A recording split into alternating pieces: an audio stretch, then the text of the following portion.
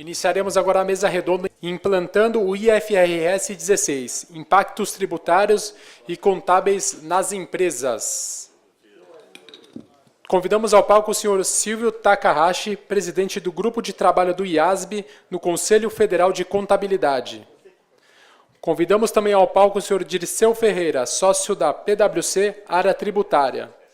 Também o senhor Edmar Paiva, CFO da Advium Medical, a senhora Isabelle Dacier, sócia da Deloitte, e o senhor Osmar Roncolato Pinho, presidente da Associação Brasileira de Leasing. Bom, esta mesa redonda será moderada pelo senhor Silvio Takahashi, a quem passo a palavra. Bom dia a todos. Primeiramente, agradecer aqui o convite para moderar esse painel, na figura aqui do presidente da Brasca, o Ploger, na figura do presidente do Ibracon, o Idésio Coelho.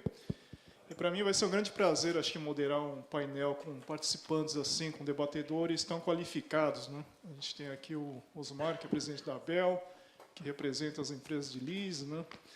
O Dirceu, que é sócio da área tributária, tem bastante conhecimento dos impactos fiscais. A Isabelle, que é uma colega minha de auditoria. E o Edmar, que construiu basicamente a carreira na Localiza, né, que acho que viveu na pele aí os impactos aí do arrendamento mercantil, né? Bom, então o painel ele vai funcionar, nós vamos colocar aqui 4 temas basicamente. Eu vou pedir a opinião aí em 3, 4 minutos de cada participante. E, para começar, eu vou fazer um breve histórico, uma breve introdução aí do IFRS 16, que é a norma que trata de arrendamento mercantil e que foi emitida aí recentemente, né? Bom, a norma já foi traduzida para o português, né? O CPC, que é o órgão que emite as normas no Brasil, as normas contábeis, ela já foi posta em audiência pública, nós recebemos os comentários e, brevemente, ela estará aí disponível a todos, né?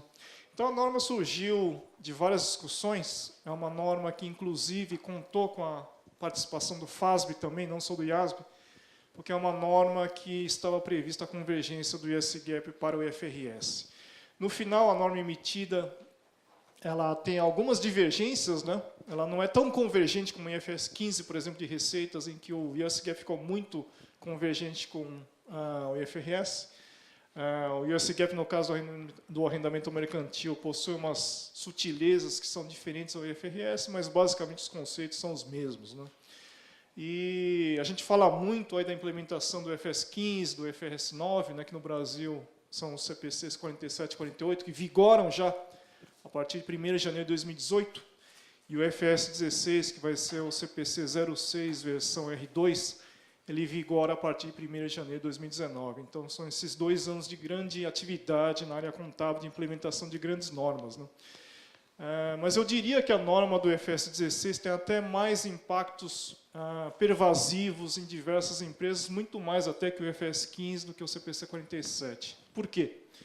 Bom, na verdade, o IFRS 16, o IASB fez um estudo em janeiro de 2016 e se constatou que existem cerca de 1,6 trilhão de dólares de contratos de arrendamento mercantil que não estão reconhecidos dentro do balanço patrimonial das companhias. Essa pesquisa foi feita em mais de 100 países, com milhares de companhias abertas, e vocês podem perceber que o efeito é realmente grande e vai abranger uma grande variedade de companhias ao redor do mundo, porque dificilmente alguém não tem um contrato de arrendamento mercantil aí hoje em dia nos seus negócios, né?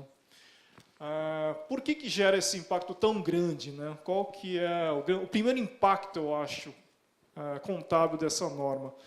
Hoje nós temos 2 tipos de contratos de arrendamento para fins contábeis, né? Que é o arrendamento operacional e o arrendamento financeiro, né? O arrendamento operacional é tratado como uma despesa de aluguel, ela vai caindo na DRE, na demonstração de resultados, mensalmente, à medida que se incorre com a despesa de aluguel. E o arrendamento financeiro, ele é capitalizado, ou seja, se cria uma conta ativa e uma conta passiva referente a essa obrigação de arrendamento, né, por todo o período de vigência do contrato. A grande diferença do IFRS 16 é que surge o conceito de direito de uso.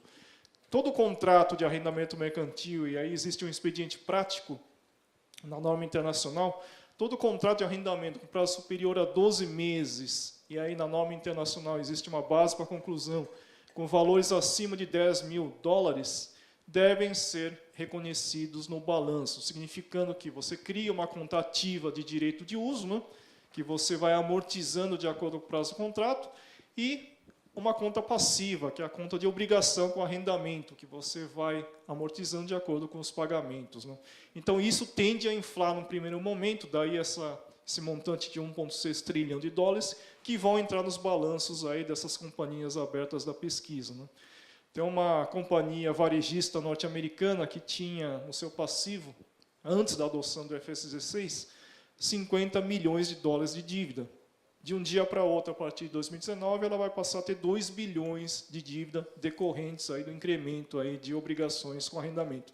Então, existe um impacto muito grande, não só em controles internos, em sistemas de informação das companhias, mas também de discussão e explicação aos analistas, instituições financeiras, como, por exemplo, impacto em covenants.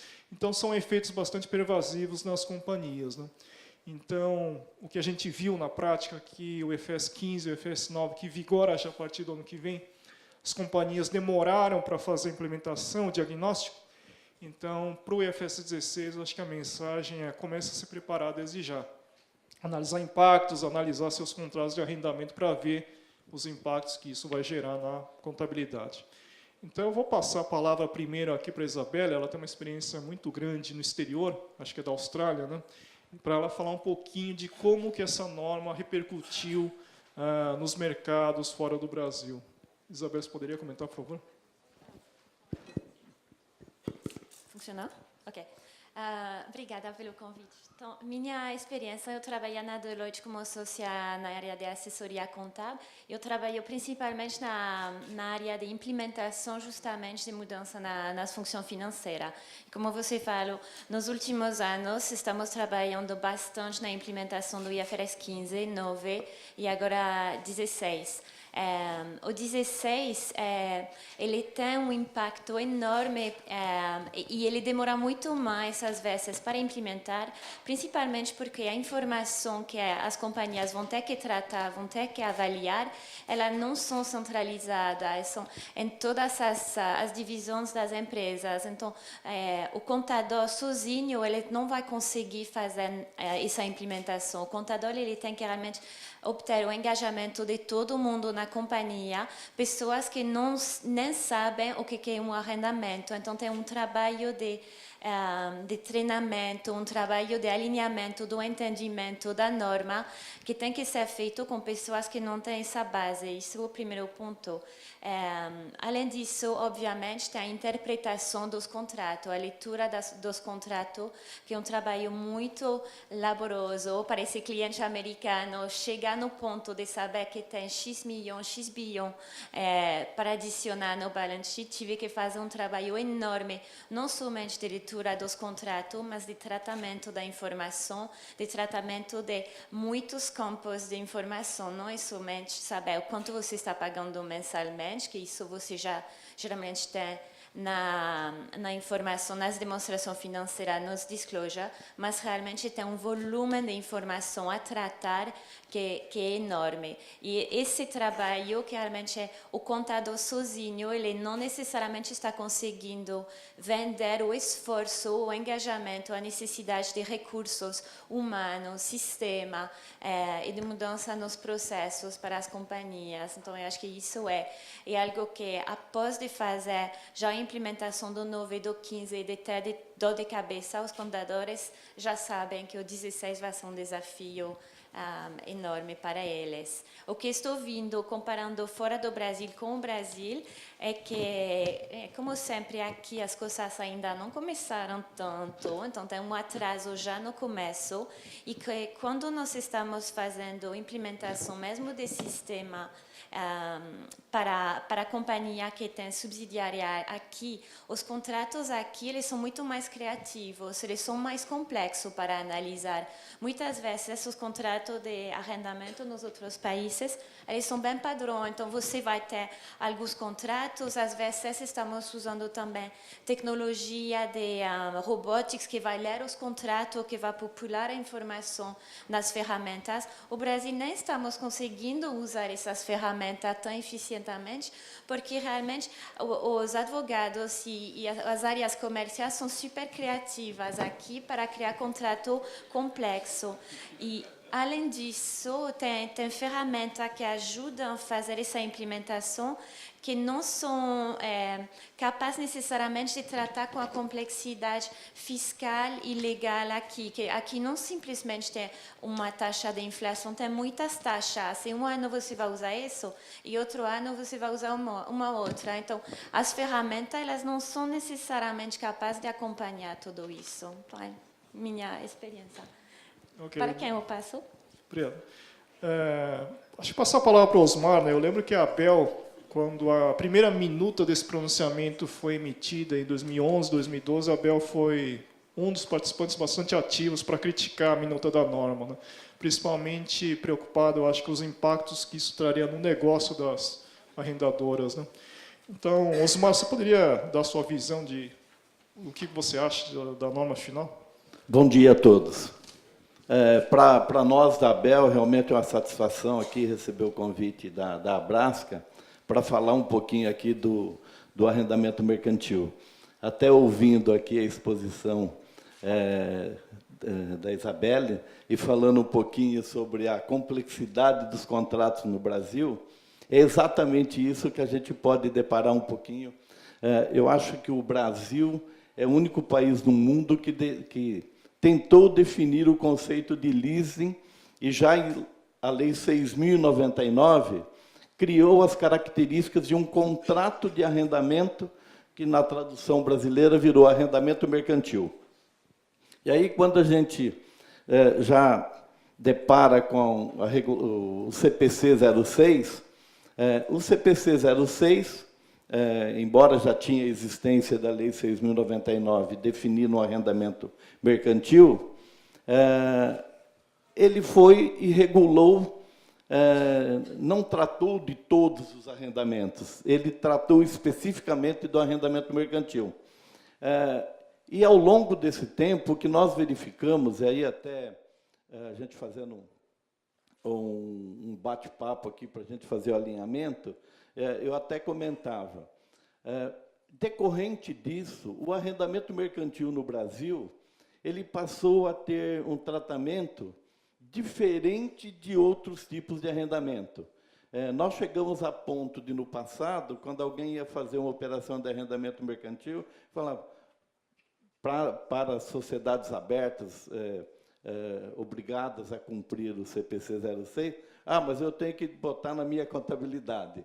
Então, outros arrendamentos não vinham para o balanço, e agora eu acho que, com o advento do IFRS 16, onde a gente vai buscar esse tratamento do arrendamento de uma forma única, no sentido de que não haverá propriamente como nós temos hoje, e até na forma regulada pelo Banco Central, pela Resolução 2309, ele é taxativo ao dizer arrendamento mercantil, que ou financeiro, que é operacional.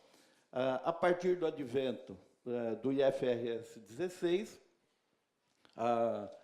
nós fatalmente vamos ter a aprovação do CPC 6 com a revisão 2, e nós não teremos mais essa distinção de arrendamento mercantil.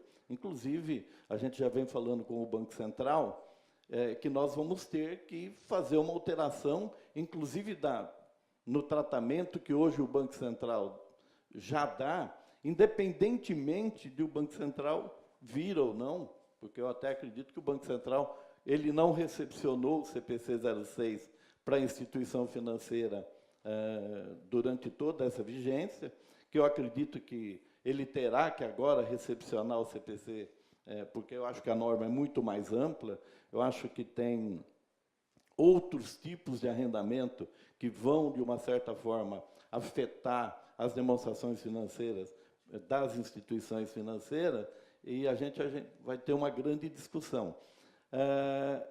E o importante disso tudo, eu acho que é a busca, né, já dentro de um tratamento isonômico com as demais operações, com as demais modalidades de contrato, que é se tentar a neutralidade tributária que se busca no momento que você vai ter que fazer todos os ajustes nas demonstrações financeiras.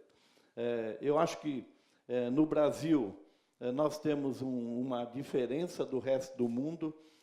Eu acho que só no Brasil, as sociedades de arrendamento, por terem nascido ligadas ou vinculadas a banco, porque, de uma certa forma, embora pouco consistente, mas de acessar captação de recurso público, as companhias, sociedades de arrendamento, ficaram sobre a égide do Banco Central, enquanto no mundo inteiro são companhias comerciais normais, sem ter todo esse custo de observância que acaba sendo impostos para as sociedades de arrendamento. Então, eu acredito que nós vamos ter, com a implementação do IFRS 16, um novo momento, eu acho que a gente vai ter uma passagem significativa aí nos próximos 2 anos, para, de fato, a gente fazer representar no balanço, não só das sociedades de arrendamento, que eu acho que pouco vai mudar, ou quase nada, eu poderia dizer assim, mas que terão significativas mudanças no âmbito dos balanços das sociedades arrendatárias. Ok, obrigado, Osmar. Edmar, suas considerações, por favor. Bom dia, obrigado pelo convite. Acho que é um momento muito bom para debatermos um tema que começa a surgir no Brasil. Eu acompanhei de perto a discussão, junto também com o Osmar, não sei se o Osmar lembra. A complexidade realmente era tanta que teve uma reunião na Abel, empresa de leasing, juntamente com Edmar, representando Localiza, uma locadora, Banco Central, o Amaro, e no final a gente concluiu que não era melhor não fazer nada, né? Deixa do jeito que tá bom. Bom, as empresas, eu acho que assim, realmente partem a partir de agora de um marco de registrar a demonstração financeira o direito de uso de um aluguel. Qualquer tipo de aluguel. Tem algumas exceções, aluguéis com menos de 12 meses, aluguéis abaixo de $5.000, etc. Mas hoje o que a gente não pensa eu tenho um aluguel de um veículo de 36 meses, que eu vou usar o carro, todo mês eu vou lá, vem a boleta, eu pago, registro na DRE, etc. A partir de agora, não. Quanto vai ser esse aluguel em 36 meses? X. Traz a valor presente, eu vou ter um número gigante para não sei quantos carros, para não sei quantos equipamentos, não sei quantos bens. Registro um ativo, registro um passivo. O ativo é depreciado, o passivo é um passivo financeiro de dívida. A partir daí, a gente tem que fazer a atualização dos valores com base na taxa de juros que estiver embutida nesse contrato ou na taxa de juros que a empresa definir como sendo a taxa de juros que ela entende que está embutida no contrato. Ou seja, as empresas passam a ter agora um ativo enorme de direito de usar um bem por um período de aluguel e passa a ter uma dívida financeira registrada como dívida financeira, endividamento financeiro. Então, isso aí precisa ser avaliado em termos de covenants, porque eu passo a ter despesa financeira. Tem muitas debêntures, tem muitas empresas que captam recursos no mercado, que têm índices e têm tetos de alavancagem, então a empresa tem que passar a ter e observar muito isso, acho que é super importante, por isso que é importante começar a mapear agora captações de longo prazo, 5, 7 anos que tem no mercado, que você já contratou um volume de endividamento, um volume de compromisso de despesa financeira, tem que ser revisto, e começar a conversar agora e conversar o quanto antes, não deixar quebrar o covenant, eu acho que isso é importante. Se você deixa para a última hora para ir negociar, tudo fica mais difícil, então realmente tem que começar a avaliar agora. Antes as empresas tinham uma despesa de aluguel, uma despesa operacional, que estava lá na DRE, A partir de agora passa a ter uma despesa de depreciação ou amortização desse direito de uso. Isso tem um impacto em EBITDA, as empresas passam a ter um melhor EBITDA em função de uma mudança na prática contábil, sem nenhuma mudança efetiva na operação da empresa. Então, realmente, são itens que devem ser avaliados, mensurados e acompanhados. A norma define um passo a passo de como você vai classificar esse arrendamento, se o contrato é um arrendamento mercantil ou não.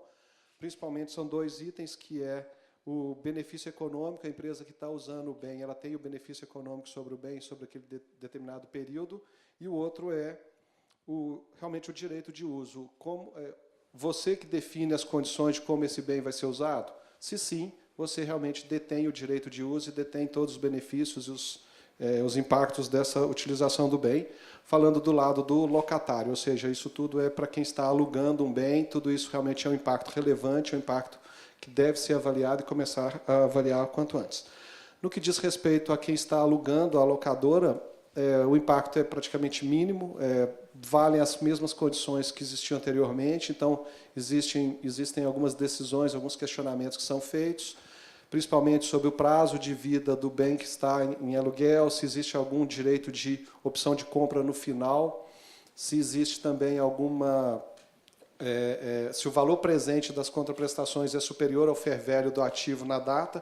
Então, ou seja, a locadora que está oferecendo o bem em aluguel também tem alguns compromissos, mas não muda em relação ao que já existe hoje. Existe um passo a passo a ser seguido para ver se esse bem não está sendo qualificado como também um arrendamento financeiro. Se não mantém como é hoje, a locadora registra mês a mês o reconhecimento da receita com base no período do contrato de arrendamento ou aluguel. Acho que, a princípio, seriam esses os pontos. Obrigado, Edmar. Dirceu, por favor. Primeiramente, gostaria de agradecer a Brasca e o Bracom pelo convite de participar do evento, e a todos os participantes da mesa. A mim coube falar um pouco sobre os aspectos fiscais. E aqui, particularmente, ao estudar a matéria, é a parte mais fácil, né? Primeiramente, porque, do ponto de vista fiscal, sempre que tiver uma alteração de critério ou método contábil, né, precisa ser feita uma avaliação dos seus efeitos, dos seus eventuais efeitos tributários, né? Essa norma, como já colocado, o IFRS 16, ele vai entrar em vigor apenas em 2019.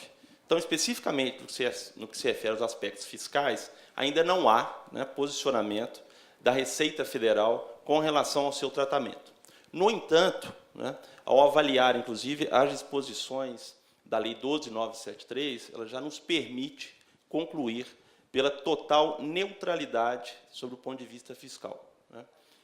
Aqui é importante ressaltar que as principais modificações, além daquelas que já foram comentadas, estão focadas na pessoa da arrendatária, né? Como já comentado, você vai trazer para as demonstrações financeiras, para o balanço patrimonial, né, os arrendamentos, né, antigamente denominados de operacionais, né, para o ativo da companhia, né, na forma de um direito de uso, assim, em contrapartida, um passivo com a obrigação do arrendamento. Da parte do ativo, isso vai gerar uma despesa de amortização, de depreciação no resultado. Na parte do passivo, você gera também despesas financeiras caindo no resultado. E tudo isso, né, precisa ser eliminado do ponto de vista fiscal, né? Então, isso será feito uma adição ao lucro líquido para fins de apuração de imposto de renda e contribuição social. O que é muito interessante compartilhar com vocês, quando a gente verifica a nossa própria experiência quando da implementação do CPC 06 no ano de 2010.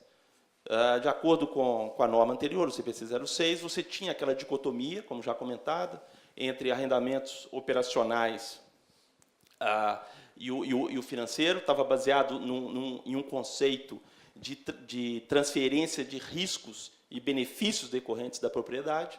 Então, se ficasse configurado em determinado instrumento jurídico que haveria a transferência de riscos e benefícios para o arrendatário, ele era obrigado a registrar isso no balanço. A tratativa que foi dada pela Receita Federal, e vocês vão se lembrar, durante o período de transição, né, através do RTT, depois através do FCONT, é que você fazia todos esses ajustes, né, do leasing, ou seja, você adicionava a despesa de depreciação, adicionava a despesa financeira do passivo, em contrapartida, você fazia a exclusão do valor efetivamente pago, né? Nós acreditamos que esse deve ser o mesmo entendimento, né, mas a gente ainda aguarda o pronunciamento da Receita Federal do Brasil. Importante ressaltar que a Receita, normalmente ela o faz, ela tem um grupo de trabalho, ela promulga atos normativos, ela está muito focada neste exato momento, né, no IFRS relacionado ao reconhecimento de receita, que já entra em vigor agora em janeiro do próximo ano. E ali, sim, eu reconheço que, em termos de controle, em termos de verificação do compliance por parte dos contribuintes para refletir, né, os ajustes que deverão ser feitos na contabilidade, critério de reconhecimento de receita e expurgá-los para fins fiscais, eles são muito mais complexos do ponto de vista fiscal, né? Do ponto de vista pragmático, né, sendo pragmático, no IFRS 16, o que a gente guarda é o seguinte, é neutralidade, sem efeitos. Obrigado, Dirceu. Só fazendo um adendo, realmente, o Dirceu mencionou aí, existe um grupo de trabalho, inclusive, do CPC junto à Receita Federal, em que se analisa aí os novos pronunciamentos e os futuros impactos tributários, né? Então, conforme o Dirceu falou, a Receita Federal está concluindo a análise do IFRS 15, né? Já colocou em consulta pública, inclusive, um documento lá com as proposições lá dos efeitos tributários do reconhecimento de receitas. E a próxima reunião, que vai ser no começo de 2018, justamente vai focar no IFRS 16. Né? Então, a Receita Federal realmente já está mirando aí nesse novo pronunciamento, justamente pelos efeitos aí que tendem a atingir a grande parte dos contribuintes, né? Então, acho que seguindo nesse tema fiscal, Osmar, você poderia comentar um pouquinho sobre a sua visão aí como representante da ABEL sobre os impactos tributários, de como é hoje, como vai ficar, se isso prejudica os negócios? Eu do ponto de verificando um pouquinho, até desde o nascimento do CPC 06, eu acho que, e como lá só tratava do arrendamento mercantil, eu acho que o capítulo leasing não era tão amplo como o que se pretendeu agora no IFRS 16. Como eu comentei anteriormente, eu acho que a gente vai ter um tratamento mais isonômico entre as modalidades de contratos. Evidentemente,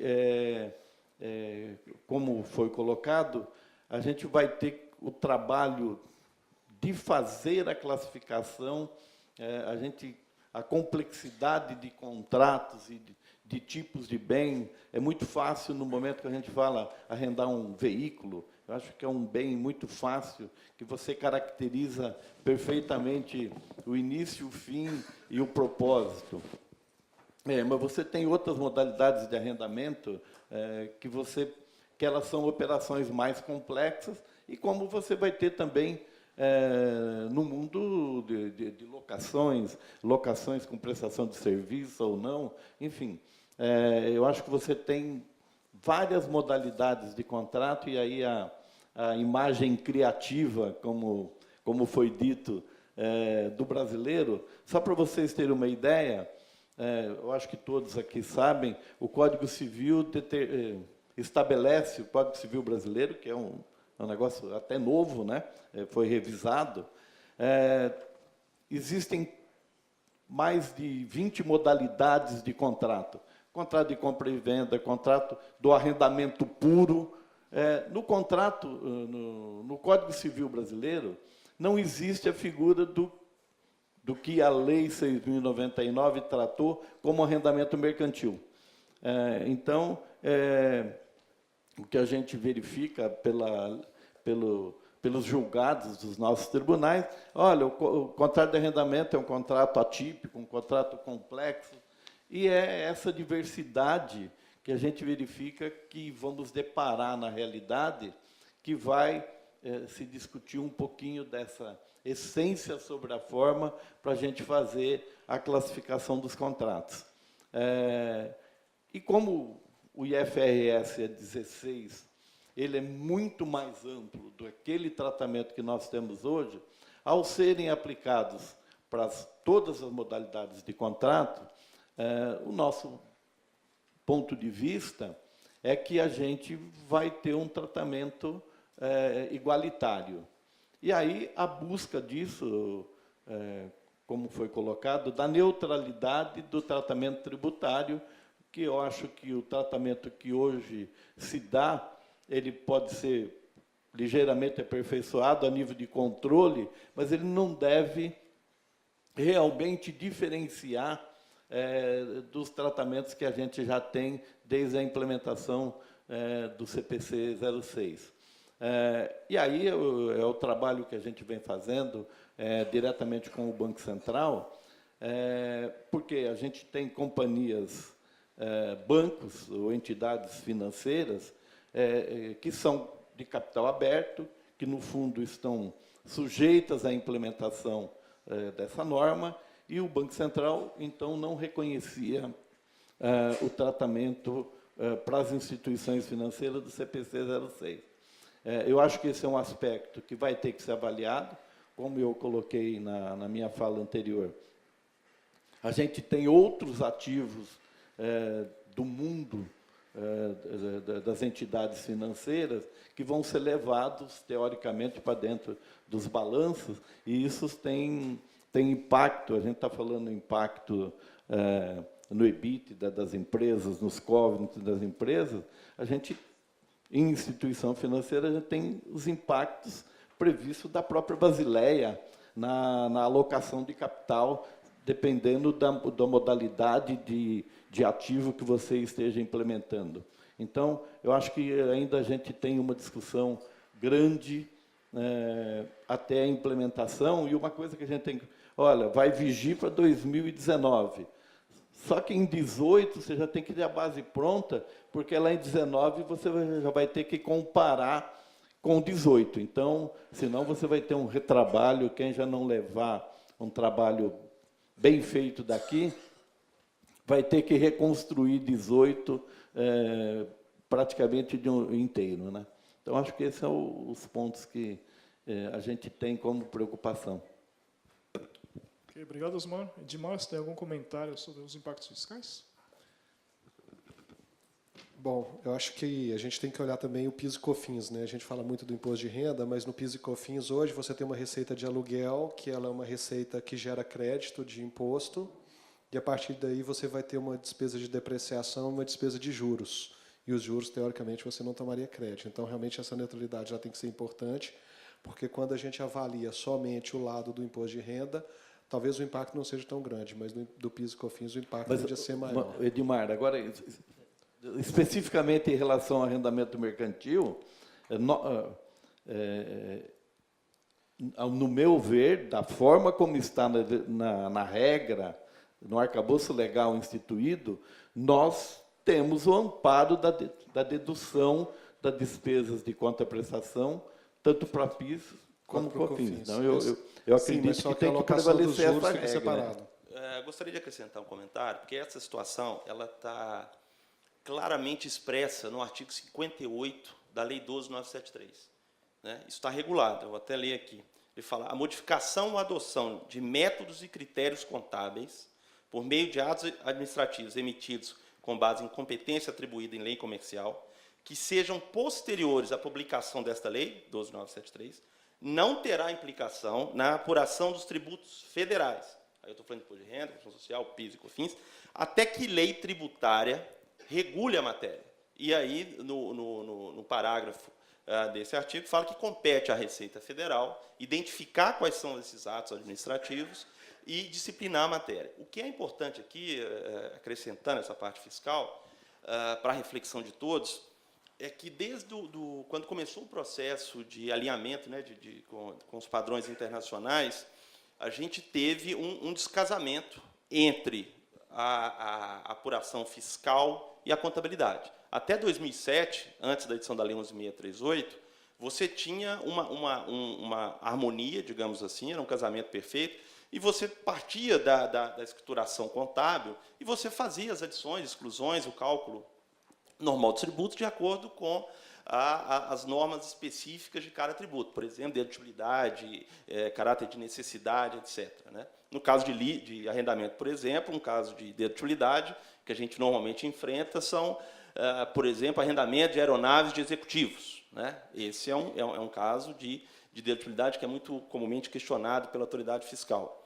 Agora, depois, quando veio os novos CPCs, né, pelo nosso princípio de estrita legalidade, né, a alteração de critérios e métodos contábeis não pode gerar qualquer efeito tributário, aumento de carga tributária, redução de carga tributária, sem lei específica que o estabeleça. E a gente tem que lembrar que foi por isso que a Receita Federal ela instituiu o RTT, que perdurou durante 6 anos. Né?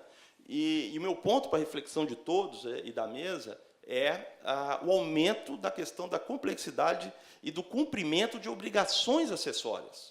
Né? Porque você precisou de mecanismos para expurgar os efeitos. E, durante muito tempo, você teve, né, pelo RTT, um balanço fiscal, digamos assim, com os ajustes, e o balanço societário. Com a promulgação da 12973, você voltou a ter um alinhamento. Né? Você teve a lei tributária dispondo especificamente sobre o tratamento tributário a cada ajuste, por exemplo, AVP, AVJ, etc. Mas agora nós voltamos à mesma situação. A gente volta a ter um descasamento. Então, a gente está tendo isso com os novos pronunciamentos contábeis, né? IFRS 16, o FRS de reconhecimento de receita. O que vai gerar mais complexidade ainda em termos do compliance fiscal. Né? E o que eu coloco para a mesa, nós que militamos na área, a gente sempre advoga a favor de simplificação, de atração de investimentos. A gente fala que a nossa legislação é muito complexa, o nosso compliance, né? Tem um estudo recente do Banco Mundial, PayIntex, e o Brasil continua como recordista do número de horas anuais para que um contribuinte possa cumprir com todos os seus pagamentos e suas obrigações acessórias. Né? São mais de 2.000 horas, são 2.036 horas. Uma média de um país da América Latina não chega a 350. Então, eu queria, como é que é a visão de vocês, do ponto de vista de que nós estamos trazendo, né, até hoje, no primeiro painel, tentando simplificar formulário de referência, demonstrações financeiras, o nível de informação e de detalhamento, tornar uma coisa mais objetiva, mais didática. Agora, ao mesmo tempo, a gente está aplicando o IFRS 16 para ter mais transparência e comparabilidade nas demonstrações financeiras, trazendo para o balanço patrimonial operações que não eram objeto de registro. Porém, do ponto de vista tributário, a gente... como uma legislação tributária ela demora um tempo, no caso foram 6 anos, né? Entre a 11.638 e a 12.973, o processo legislativo brasileiro não é tão rápido para acompanhar isso. Né? Não é uma coisa automática, que automaticamente o Congresso edita a norma tributária para regular os efeitos de novas normas contábeis. Então, a Receita Federal se vê forçada a criar mecanismos, na época era o RTT, agora nós estamos falando de registro auxiliar, nós estamos falando de ajustes no LALUR, que é o caso do IFR 16, mas também das famosas criações de subcontas. Né?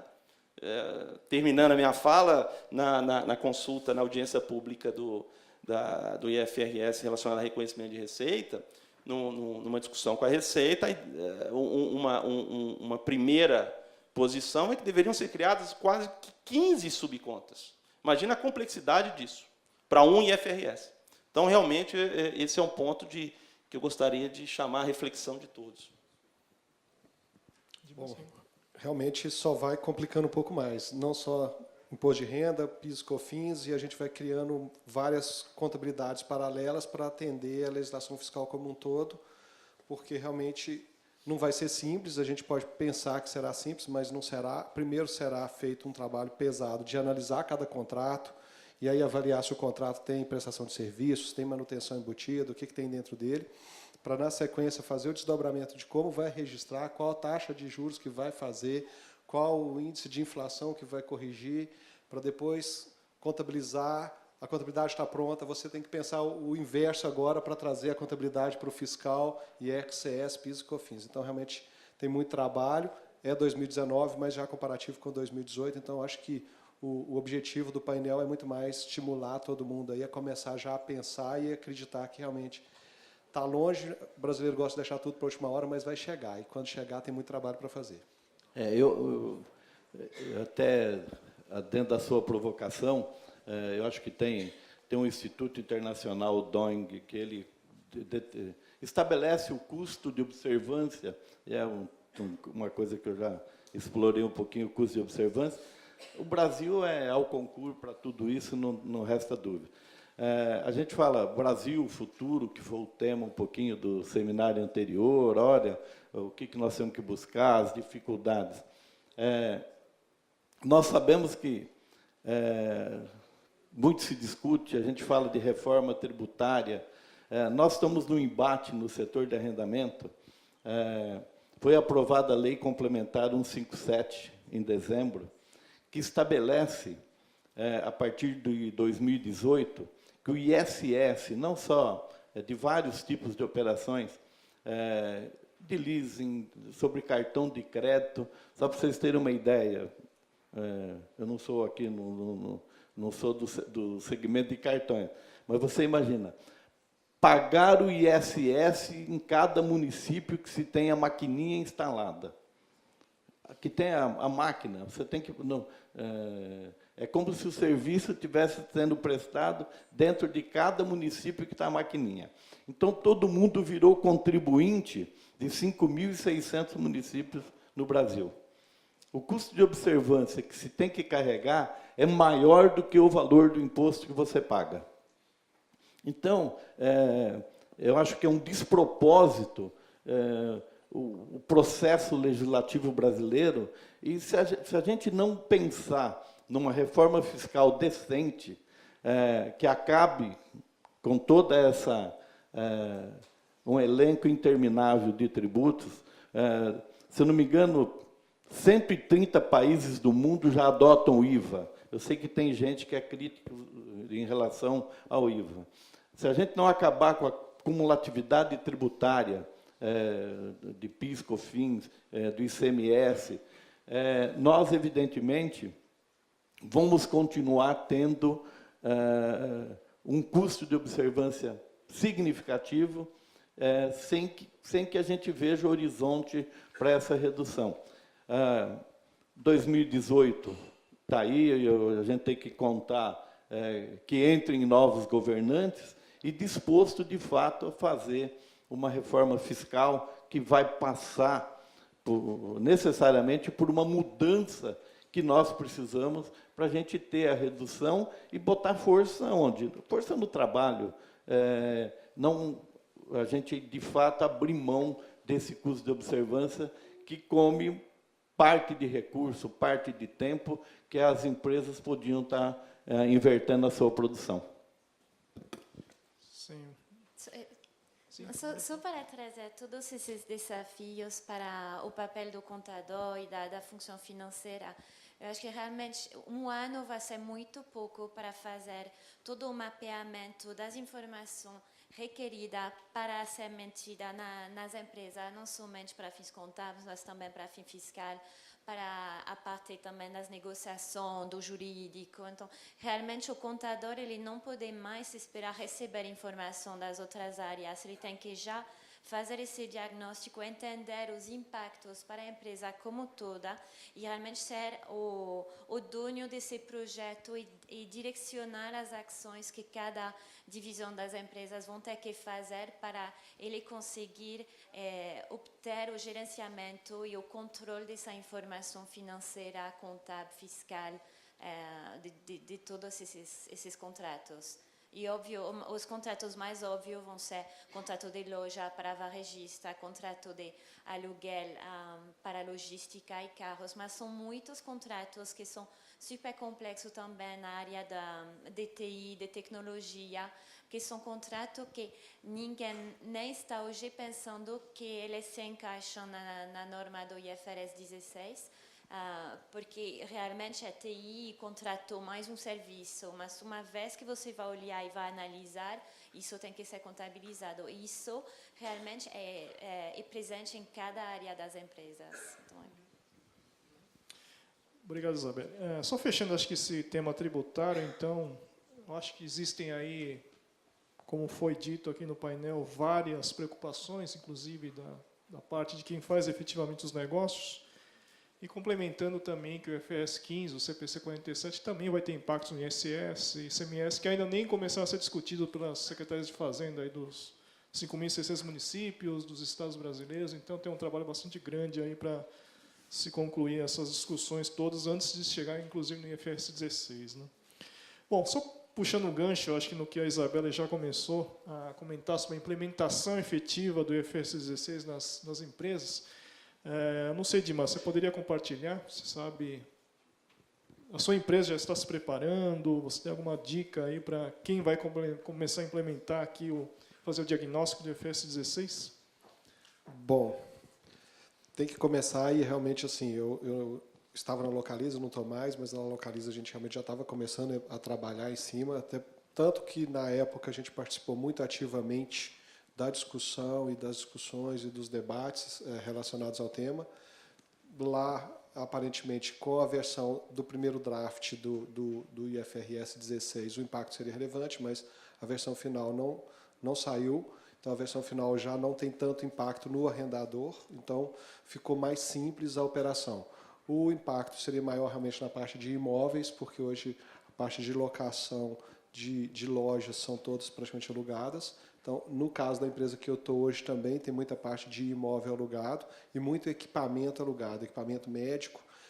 Não são simples os contratos, são contratos de, muitas vezes, até como um comodato, com pagamento de prestação de aluguel mensal. Tem que fazer o detalhamento, entendimento de cada um dos contratos. São contratos que são complexos, não só os brasileiros, mas tem alguns outros contratos que são feitos com fornecedores de fora, que são contratos de aluguel, que no final o equipamento deve ser devolvido. Então, realmente, tem todo um trabalho pesado a ser feito, detalhado, serviço embutido, manutenção embutido, o contrato no pacote que você paga mensalmente com aluguel tem manutenção, então você tem que analisar, segregar a manutenção, pode até considerar. Tem todo o trabalho de implementação do equipamento, então a implementação do equipamento, esse custo pode também ser considerado amortizável ao longo do contrato.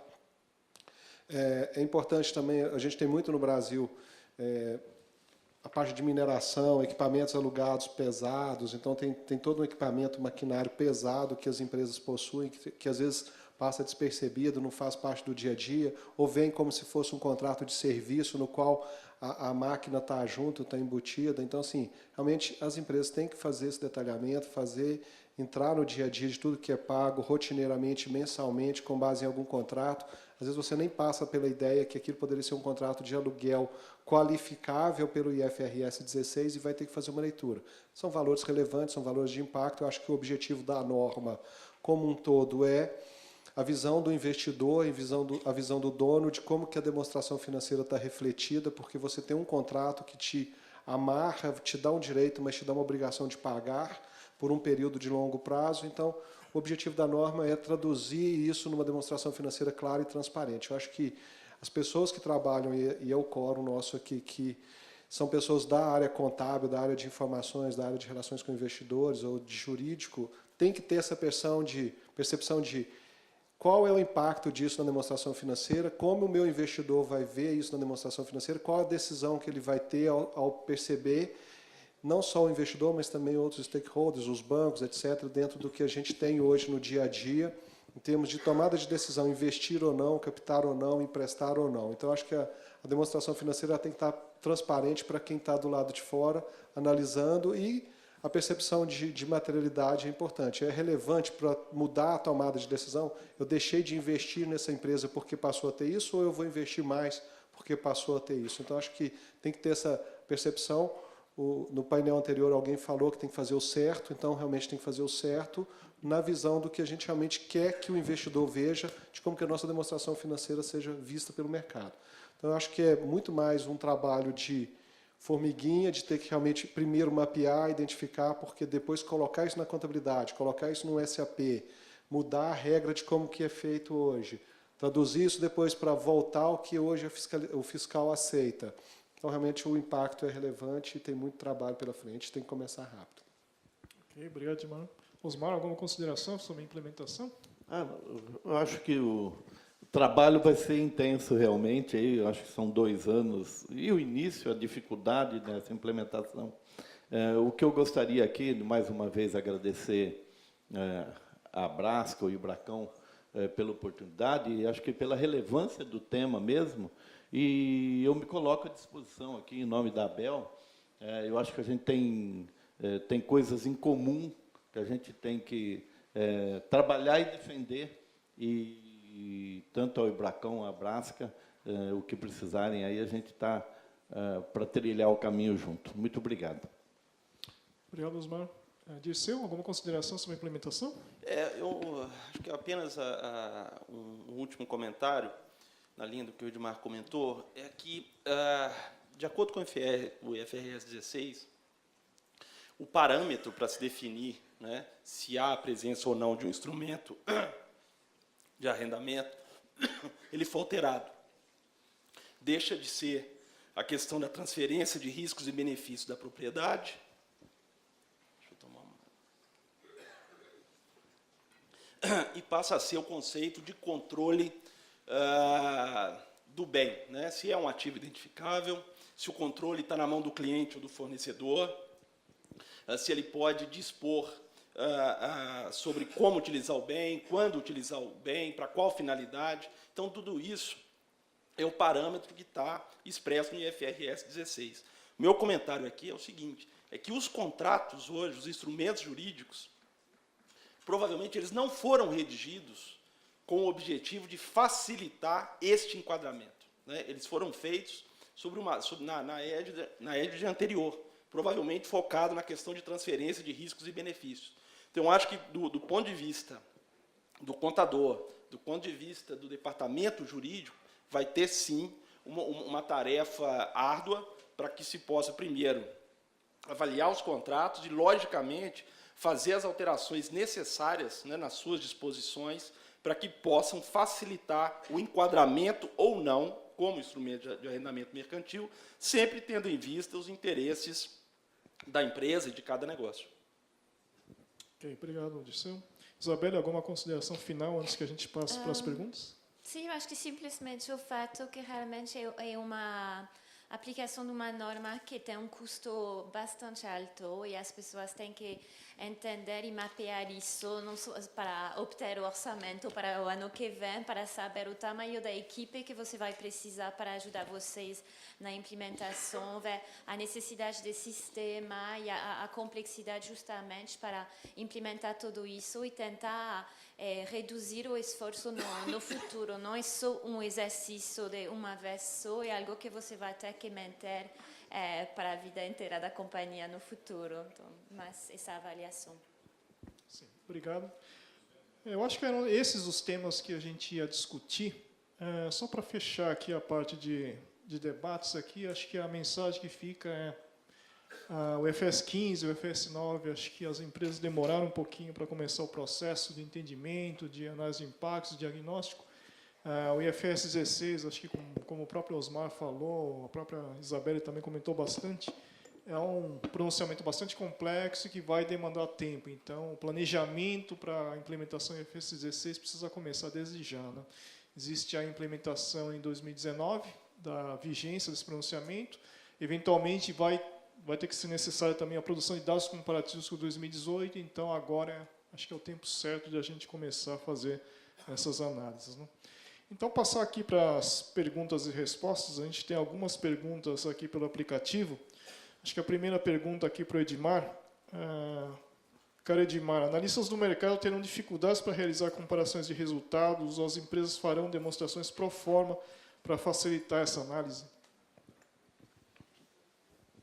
Bom, boa pergunta, né? Porque realmente a visão é o que o investidor vai ver e como que ele vai realmente projetar. Eu acho que os analistas terão sim que fazer um trabalho adicional com as empresas, principalmente as empresas que são as arrendatárias, porque no passado a gente tinha uma informação que ela era divulgada em nota explicativa, ou seja, as informações já estariam divulgadas em nota explicativa sobre os compromissos de aluguéis, porém não estavam registrados em ativo e passivo.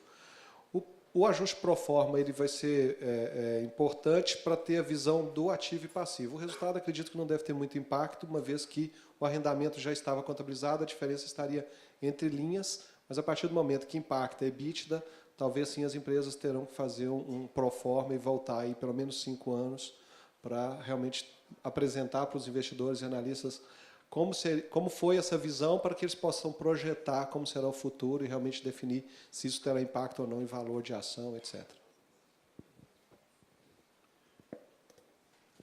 Obrigado, Dimar. Lembrando que existe uma norma no IFRS que requer uma divulgação em nota explicativa dos impactos das normas que foram emitidas, mas não foram implementadas ainda pelas companhias. Então, no final de 2016, a CVM, que é o regulador das companhias abertas, solicitou, né, que fosse divulgado em nota os impactos do IFRS 9 e IFRS 15, e o que se viu foi que raras empresas realmente divulgaram aí o que estava sendo feito, os impactos numéricos da adoção.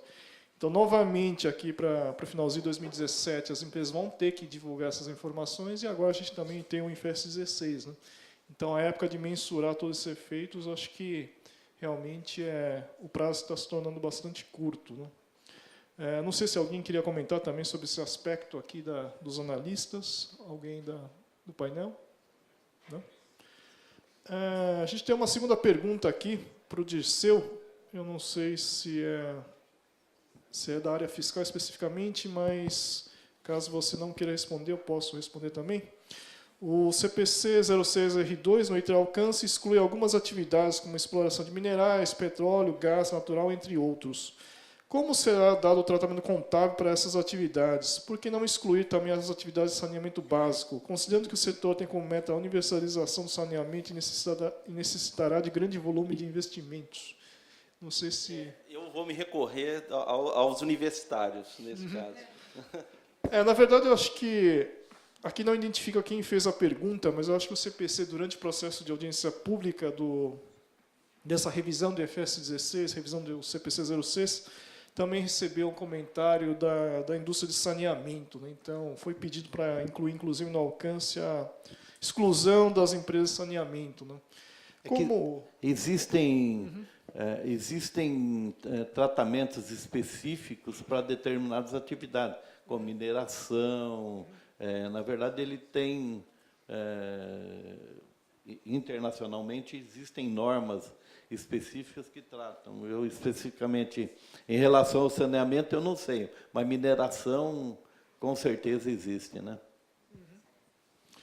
Esse foi um comentário da audiência pública, conforme eu estava falando então do CPC 06, mas como nós temos um plano de convergência com as normas do IFRS, incluir uma exclusão especificamente no Brasil seria quebrar esse acordo aí de convergência total IFRS. Por isso que não foi contemplado no CPC 06, mas esse comentário da indústria de saneamento, logicamente, que foi analisado aí pelo CPC, pelos membros do CPC, inclusive na última reunião, agora de outubro. Né? Acho que eram essas as perguntas do aplicativo, então eu abro as perguntas aqui da plateia, se alguém tiver. Adriana? Bom dia. Silvio, eu tive uma impressão, ou não sei se você endereça para alguém, que, sim, talvez possa acontecer das empresas fazerem contratos mais de curto prazo, de 12 meses, né? Mas aí eu queria entender um pouco o que acontece na renovação, né? Porque não adianta você ficar fazendo contrato de 12 meses, etc. e tal. Muitas empresas varejistas estão pensando nisso, né? Então, eu queria ouvir um pouquinho de vocês se essa é a mesma tendência e o que acontece no dia seguinte, né? Não sei. Isso eu posso responder. Na verdade, na norma, você tem que avaliar os contratos já tomando em conta a perspectiva da companhia de renovar. Então, realmente, o fato de tentar cortar o prazo dos contratos para reduzir o cumprimento com a norma não é possível. E também tem assuntos que os auditores, quando eles vão olhar todos os julgamentos que a companhia vai fazer para cumprir com a norma, eles vão olhar se esses julgamentos eles são alinhados com as ações da companhia. Então, se você tem uma loja onde você está investindo bastante capital e você está com um contrato de 1 ano, não faz sentido realmente não tomar em conta o fato que você vai provavelmente renovar esse contrato. Então, eu acho que isso já é norma e os comentários da norma estão tomando isso em conta para que não acontecer. E nós tem a preocupação não só com o curto prazo, mas da forma como a norma está, tem até uma preocupação com os contratos de longo prazo. A hora que você pegar um contrato, vou dar um exemplo prático aqui. Se você pegar um caminhão, você tem um conceito de depreciação e a vida útil estimada para um caminhão.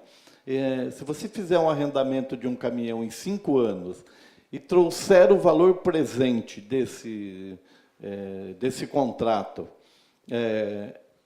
você vai verificar que você tem um nível de absorção do preço, do fair value desse bem, de uma maneira muito, vai ter um capital intenso que você está aplicando. Pela regra, você falaria, então isso não pode ser, você teria que fazer a imobilização. É um arrendamento operacional puro, na expressão de hoje, e você fala que pelo volume que você estaria amortizando dentro do serviço, porque é evidente que o serviço amortiza um pedaço do preço, levaria à conclusão que você teria que fazer num prazo menor. E isso, ao mesmo tempo que você está trabalhando na caracterização disso, a regra impõe uma limitação de prazo para as operações.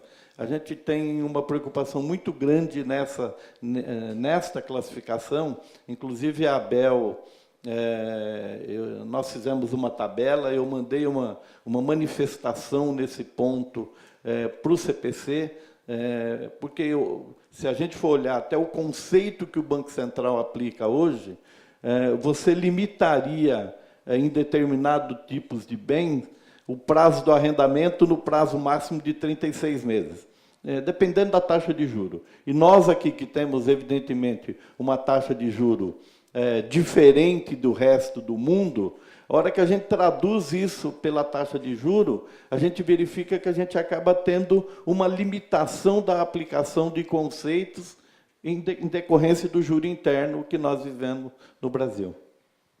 Ok. Então, acho que, dada a escassez de tempo, a gente encerra esse painel agradecendo ao Osmar, ao Dirceu, à Isabelle e ao Edmar. Eu acho que no próximo ano a gente vai ter outros eventos aí cobrindo o FS 16, então, dada a complexidade da norma, e a gente espera vê-los aí nos próximos eventos. Muito obrigado, então.